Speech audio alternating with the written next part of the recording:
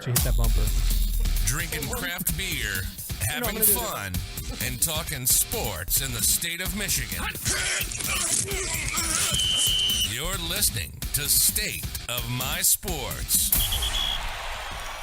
We are going to talk a little bit about the Detroit Lions and some NFL news. Monday. Well, actually, I want to start with one thing first. Was big-time free agent signing. I forgot to put this on here. I mean, big time. Yeah, we're talking first round talent here. Well, no, that's too far. First round pick. Not so first round talent. Jared Davis coming back. Welcome back. Welcome back to Jared Davis. I mean, I don't know if we're the only ones that wanted to pay you, but or if this really is someplace you wanted to come. But no, I'm excited that you're coming back. Hoping that this defense can. Are you works excited? For you. No, I want to know your honest opinion about this. Did they ever take his name off the locker? Come on. I think that's what it was. I mean, they're just re-signing everybody these days. It's not anybody new. No, but all right, the way I look at this is it obviously didn't work in the Patricia regime, and I think it was even before in the previous one. He might have been. Yeah. He might have been a draft pick from the previous one. I think so. So it's like, this is a safe bet. He was Dan Quinn though, right? Or Bob Quinn? Or Bob Quinn was he Bob Quinn's first year? Maybe? Yeah, I guess it doesn't matter. But like, I the way I look at it, he went to the Jets and did okay. We have a massive hole at linebacker. Not anymore. And if we draft one and we can release a guy like this, that's what we do, and it's fine. But if he wants to come in and compete, I'm perfectly fine with it. And you can the key with him in Detroit is you can remove the first overall or first round pick tag now. Because I feel like that's what can hurt people is they're like Akuda, for example. Well, he could be a really darn good football player, but he'll never live up to the third overall pick.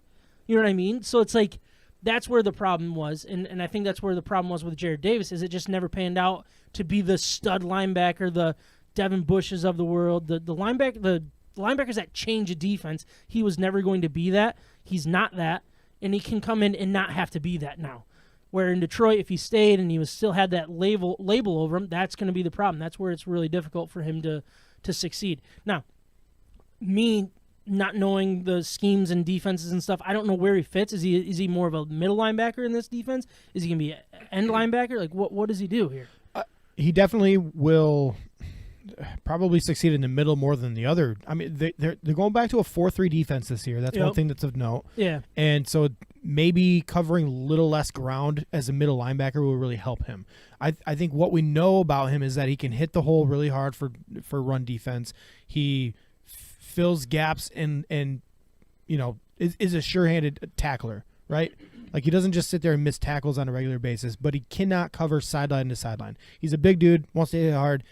He can rush the quarterback. Yeah. That's like what the way this relationship ended with the Lions and Davis was that we were wishing he would rush the quarterback more because that was how he was effective. But it wasn't the fact that that's not really what and correct me if I'm wrong, but I don't remember it being disappointed that he couldn't rush the quarterback well. It was the fact that he couldn't do anything else.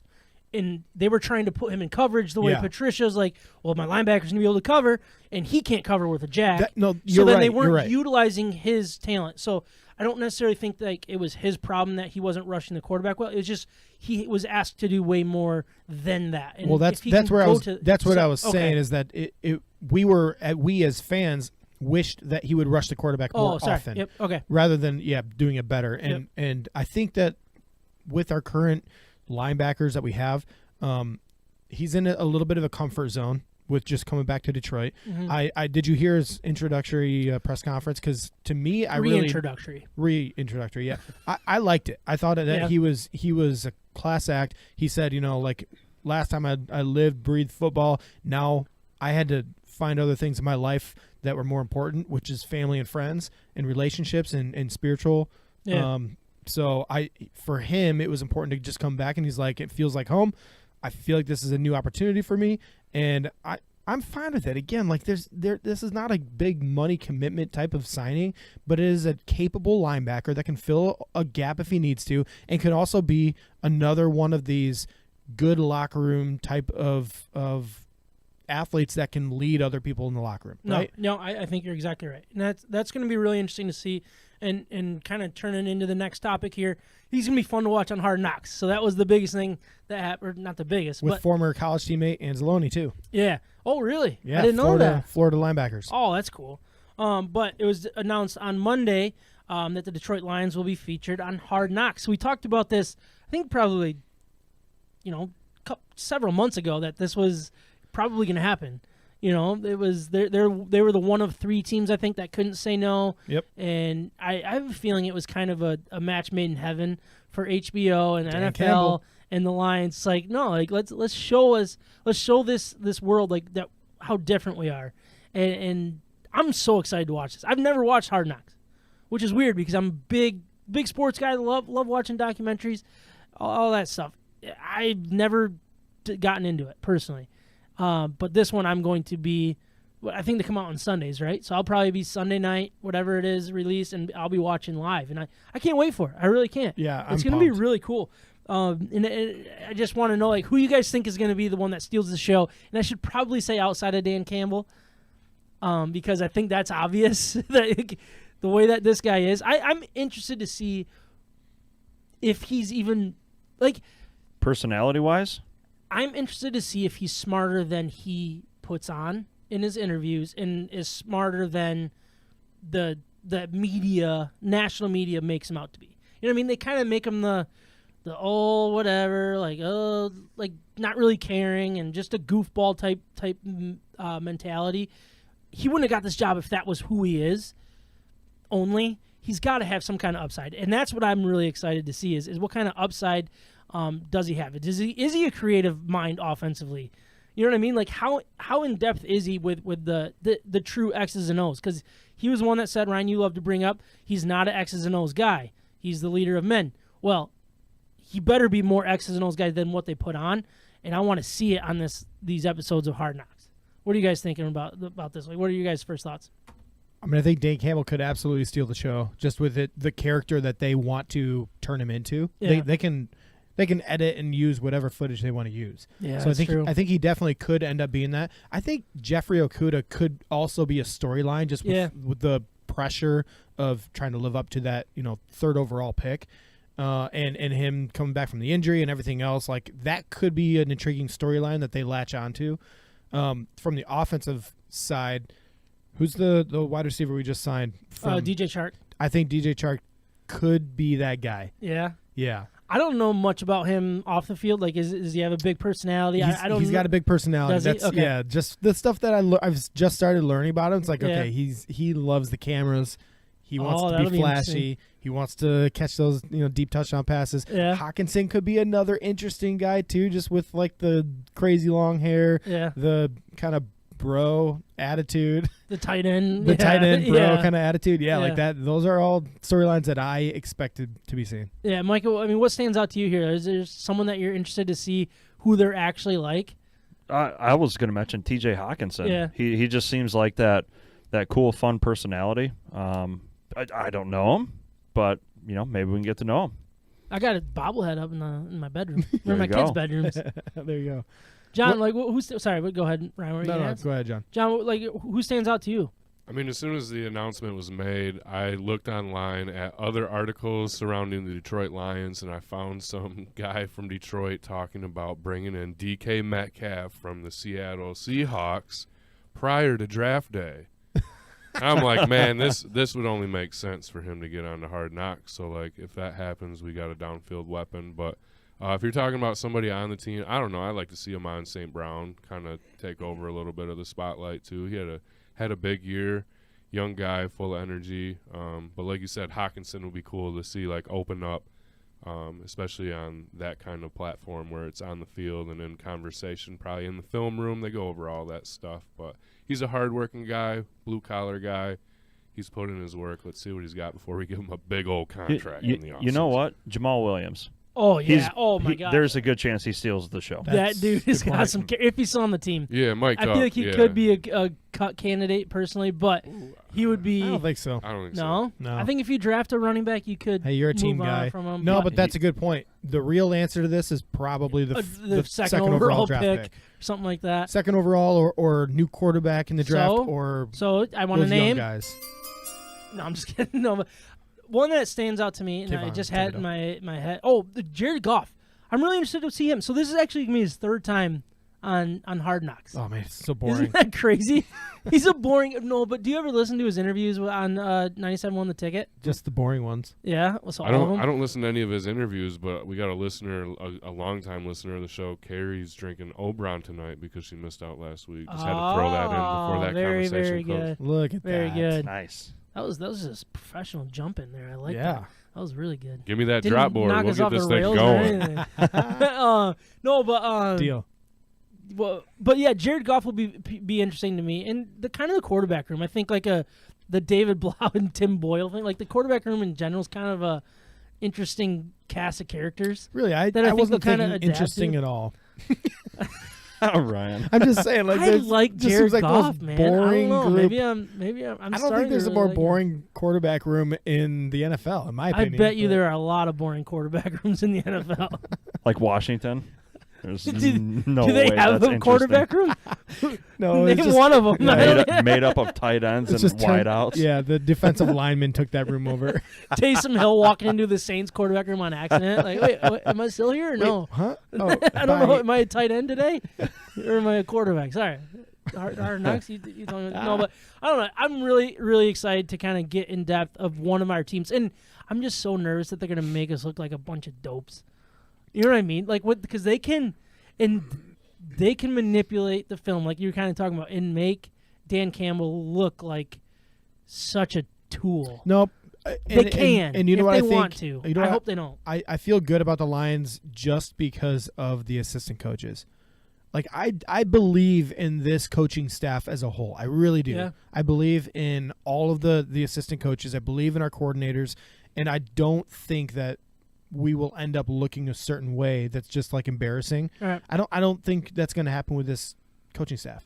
I hope you're right. And we've already seen it in the Senior Bowl a little bit. They did a great job hosting the Senior Bowl. They were performing in front of the cameras, but also leading these like young men through the process. And I think we're only going to see more of the same from the coaches. It was also announced on Monday that the city of Detroit will get the 2024 NFL Draft. Ooh, that is Holy close. Yeah. smoke. Where's our draft music? Come on now. No. I guess no, wrong one. I really should give you you want the drop board? No. Movement? No. Lions take. Not, I was going to not say Kyle's Malik going Willis. to The pipe in Lions here. select J.J. McCarthy. Hey, 2024. Yeah. No, but I mean that's pretty cool, right? I mean, Super cool. I mean, so it's gonna be mid-June, late July, right? That's when the draft is usually. So great weather in Oh, Michigan. yeah. No, it'll be April, obviously, the end of April, and that's I think the biggest concern is how you're gonna do it. You have a lot of these outdoor facilities rolling. I think Chicago was outside and it was pouring out, but they kind of fought through it and they made a pretty good product out there. Cleveland had a draft there, I think. And it was, Yeah. I think, or is theirs this year? I don't know. It might be this year. But anyways, it's like they're okay with going to cold weather facility or cities, I should say. And I mean, this is a big deal. And luckily, you got 2 years to kind of get ready for it. And that's what I'm really curious about is what the city of Detroit's going to do to prepare for this, because they got a lot of work to do. Now, it's not the rundown city that we're all used to, at least in that area. It's doing pretty well. But they need to build it up and kind of get this stuff rolling. They were talking more about than they are. They were talking about using Fox Theater. They were talking about potentially using Little Caesars Arena. Yeah. Some of the obvious attractions around the city. Yeah. I'm sure they possibly. Did I hear something about the casino too? Were they thinking about using the casino for something? Probably for parking. That's my only thought. But You don't think they'd Same. use Hart Plaza and Woodward? I think Like, Hart kinda- Plaza. I think Hart Plaza is the main part, and then they're going to Okay. use the other sections for like later on in the draft, maybe some extra, concerts and stuff like that. I think they're talking Yeah. about using Little Caesars Arena for that. Okay. I think it's just going to be kind of an all hands on deck type thing. Yeah. It'll be fun to see the way the city can kind of stick up, like come together, because it's going to take more than just the Lions organization. It's going to take a lot more than the Illich is putting a bunch of money into this thing. It's going to be a lot of a lot of people pulling in the same direction and making this thing right. I I think they can do a really good job. Well, I think the Lions said it best. And now at this point, they made the pitch. They were selected. So now it goes to the committee or something like that for the city commission, right? Yeah. And then the NFL is going to be working with them. So at this point, Okay. the Lions have a little hand in it, but they're mostly removed, and now it's up to the city working with the NFL. Gotcha. No, I mean, I guess that's good to hear that it's not necessarily on the Lions to put it all together, because obviously they got a draft to worry about. But I mean, that's gonna be a really fun time. So like, there's always been April in the D, like when the Red Wings are good, Pistons were good, Yeah. Tigers getting kicked off. I mean, Pistons will be in the playoffs that year. Red Wings will be in the playoffs for the first time in a long 100%. time. It's You got about time. the Tigers will be raising a championship banner. I mean, this is going to be a big deal in April. Look at that. I love it. And this is going to be so fun. And the Lions are going to have the 32nd overall pick because they're just coming off a Super Bowl win, right?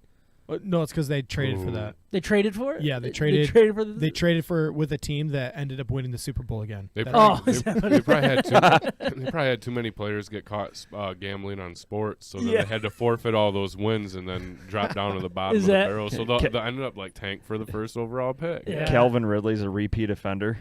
yeah, Calvin really... Yeah. They're like, hey, how about a first round pick? They're like, how about a close to second round? They're like, deal. Let's do that. I definitely think we all got to go to the draft, right? Is that? Yeah, I mean, I think it's- Brew Detroit said that they would host us for Yeah. the watch party. I want to type have a thing. beer with Todd. Yeah. Todd McShay. Yeah. Yeah. Oh man. I already got my press pass. Yeah. Oh yeah. Dude, I'm down to go. Like, we got to make this thing happen. State of my sports. press State of my conference? sports press pass. 100%. By this time, 2 years from now, we'll be. You guys, this will be our full-time jobs, guys. If you start now and email every day, I think we have a chance. I could fit this soundboard in a backpack. No Yeah, problem. oh yeah. Well, I got I put it in the luggage. Have you ever seen the suitcase I put it in? Yeah, we taking the van? We'll take the minivan, put all the seats down, hook up the PlayStation. You guys can play the Dang. video This games. is gonna I'll be drive. fun. Yeah, we're gonna have a good Road time. trip. Get it on your calendars now, guys. 2024. I'll let my wife know. But yeah, I mean, really, it's the second biggest sporting event really you can get outside of the Super Bowl, and obviously Detroit had that with Ford Field, and they're probably not going to get another one unless they have another field.